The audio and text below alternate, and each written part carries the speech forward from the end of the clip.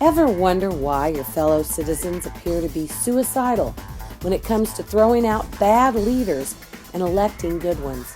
Ever wonder why no matter how good a candidate's campaign, no matter how much money they raise, nor how well qualified they are for the position, Republicans almost always lose? The good news is you're not that out of step with your neighbors. The reason voting trends have shifted so dramatically to the left in the past 20 years is because of vote by mail and the corrupt election system forced on our own county clerks after Congress enacted the Help America Vote Act. Stalin said that it's not the people who vote that count, it's the people who count the votes. Much like Soviet centralized government, our elections have become centralized so that a small group of government officials may control the results of our elections. Here's how I believe it works after investigating this issue for the past 13 years. First of all, for the past 35 years or so, we the people have self-identified as conservative over liberal by 2-1. So if liberals wish to win any elections, they must necessarily fix the outcome of those elections if they wish to win. Next, we look at the evolution of our voting patterns since the 1980s. We see that more and more communities have all but switched to the convenience of absentee or vote-by-mail balloting.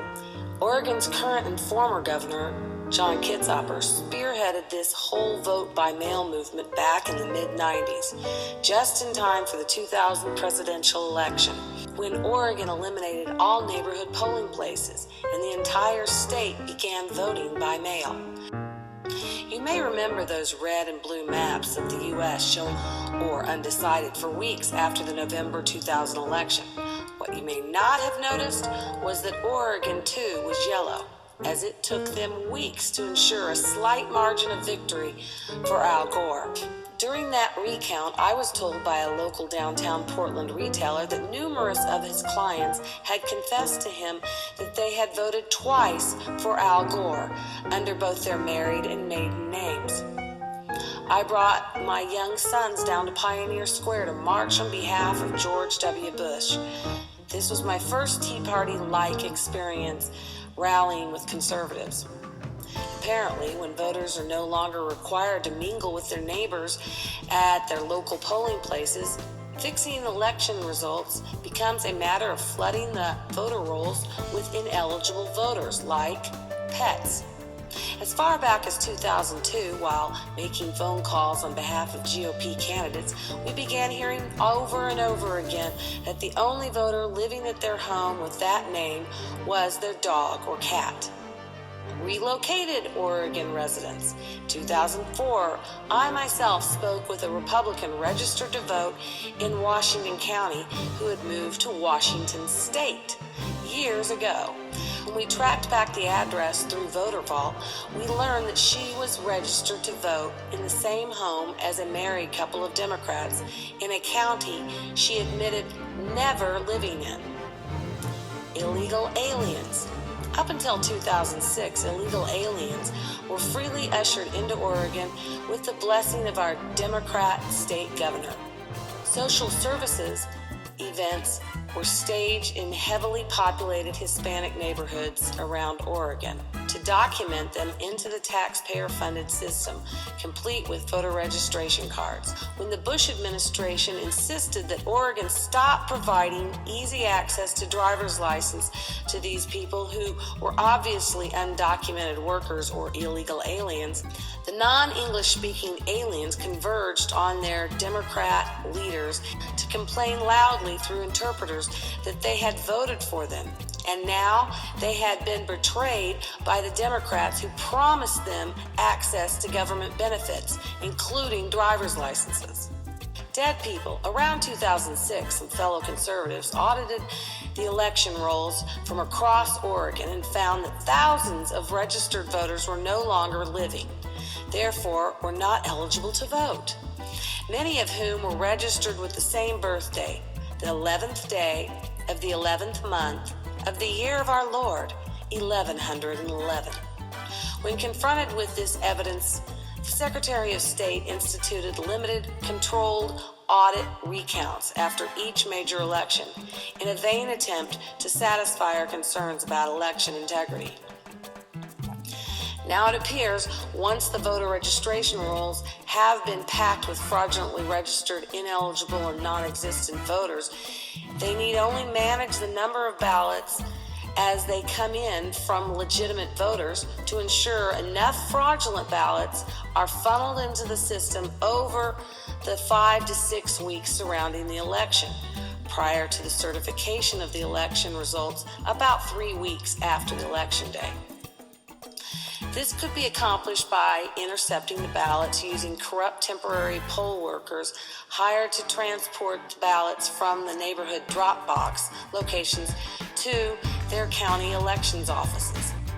One of the reasons I believe that this may be a big part of the scam is that during the 2012 general election, one of our poll watchers observed 4 boxes being retrieved from a Clackamas County Library drop box. The observer saw 3 of the boxes being loaded into his car, while the 4th box was placed in a second car already parked in the parking lot.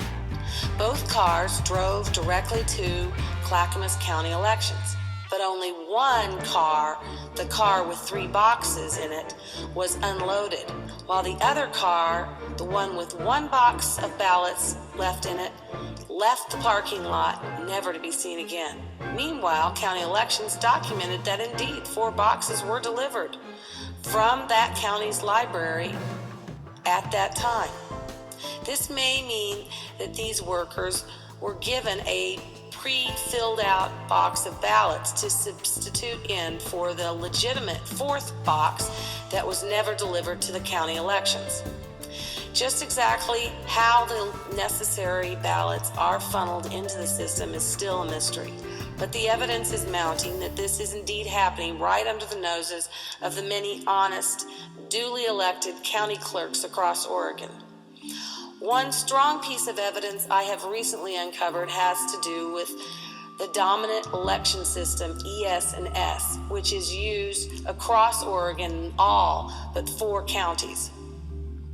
The ES&S system was originally run by none other than the infamous former Nebraska Senator and recent controversial Secretary of Defense appointee, Chuck Hagel. It is instructive to know that Chuck Hagel spent 20 years in Virginia prior to returning to his home state of Nebraska in 1992 to serve as CEO of the election machine system America Information Systems, Inc., or AIS, which is now called ES&S, which has the voting machines in all counties except for 4 in the state of Oregon, and across the country is in Interestingly enough, in 1995, when Hagel retired from his position as CEO of this election machines company, AIS, now ES&S, he decided to launch his first political campaign for U.S. Senate against the popular sitting governor, Ben Nelson,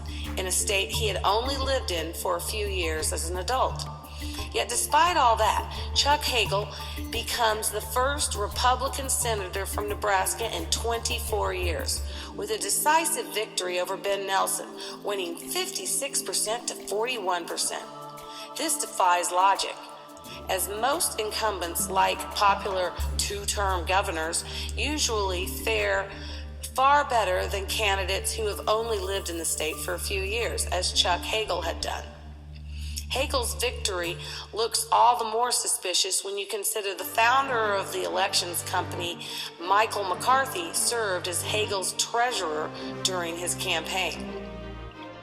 Back in 2003, when the new election law, Help America Vote, was enacted, it commanded every state to establish a statewide voter registration list and to eliminate the old-fashioned computer punch card election machines in favor of the new scanning systems, most of which were manufactured by none other than ES&S Voting Machines Company.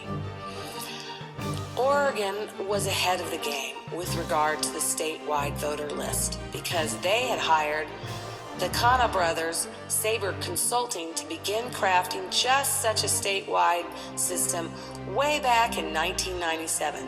The same year, Chuck Hagel retired from AIS to run for Senate, and when John Kitzhaber first moved into the Oregon Governor's Mansion. Why would Governor Kitzhaber be so interested in hiring a couple of programmers from Chicago to create the Oregon Centralized Voter Registration System 6 years before Help America Vote Act required such a system? Perhaps it was because he wished to guarantee his own re-election to the governor's mansion. In order to fix the outcome of a statewide election, one must have control of all voters statewide. This way, if the party in power needed to borrow votes from one county to give to another county to achieve the desired results, then they could do that. The Secretary of State would have all the players in one place. All the voters would be listed on the statewide voter registration list. Just look at the history of the first few states to contract with Sabre to create the Help America Vote mandated centralized voter registration system, just in time for the 2006 election. All but the state of Mississippi swung from Republican to Democrat in several federal and gubernatorial races, including Maryland, Missouri, Montana, and Iowa. Between Oregon State Governor and Sabre, and you begin to be concerned that something is very wrong with this all too cozy alliance. The Portland Business Journal reported in 2008 that Patty McGuire, a state employee who headed a division that hired Sabre for a database project, went to work for the company in 2007, triggering allegations of payback for favors done. Early in 2007, Beaverton company InSoft Tech filed a formal protest after Sabre, whose bid was higher than InSoft Tech's, was hired for a state project. The state said InSoft Tech's bid hadn't responded to all the state's requirements and denied the protest. In November of 2007, EDS purchased this 10-year-old company for $423 million. 6 months later, Hewlett-Packard offered $13.9 billion for EDS. And 2 weeks after that, the Kana brothers resigned their leadership of Sabre Corp, the company that they built. From its inception in 1997 until Sabre was ultimately sold to HP in 2008, this company grew from 2 people to 900 employees with a purchase price of $423 million.